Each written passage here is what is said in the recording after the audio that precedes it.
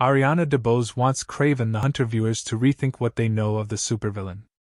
The Oscar-winning actor, who plays Kraven's trusted friend Calypso in Sony's new Spider-Man universe movie, says one right interpretation of a character is not the point of art. He's feared as one of the world's deadliest predators. But Oscar-winning actor Ariana DeBose, who plays Kraven's trusted friend Calypso in Sony's new Spider-Man universe movie, Kraven the Hunter, wants you to rethink what you know about this supervillain. No matter how you view him, I don't necessarily use the word villain to describe him. I don't necessarily use the word hero to describe him, she said in a video interview with NBC News about Kraven, played by Aaron Taylor Johnson. DeBose says the movie shows complicated characters who are neither good nor evil, but shades of gray cutting both ways. Kraven the Hunter releases nationwide Friday, and director J.C. Shander features a Kraven who is a superhuman killer and a conservationist, as well as a fierce protector of his family. This film is all about motives and understanding why these characters are doing what they're doing, DeBose said. She believes this steeps the film in a level of reality that some of the previous Sony Marvel works have not shown. Viewers will see Kraven deliver a brutal hit on a kingpin in a maximum security prison and eliminate poachers who raided a nature preserve, all while marking other enemy targets as prey. He also checks in on his brother, played by Fred Heckinger, as his gangster father, played by Russell Crowe, runs into trouble. Kraven the Hunter is the first Spider-Man universe movie from Sony to get an R rating. And DeBose says that this gives both the film and its viewers the space to explore the origin and motives of characters who have been depicted as villains. I think it being rated R definitively liberated the film in a way.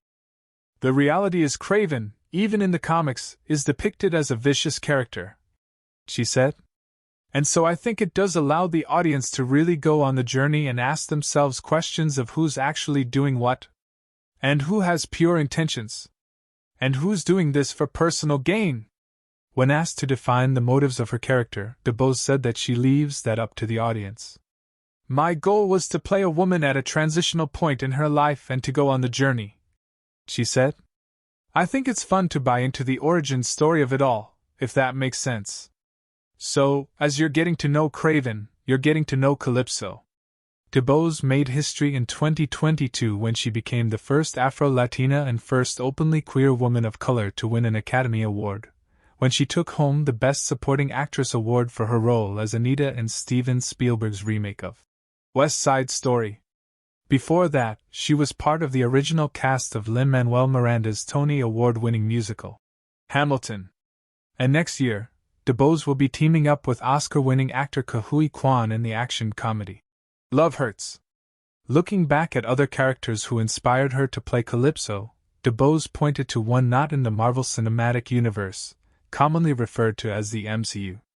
I love Disney's interpretation of Maleficent and how you could take a character that's historically deemed evil and give them an origin story that allows for explanation of one's history and how they got to the point that they got to, DeBose said.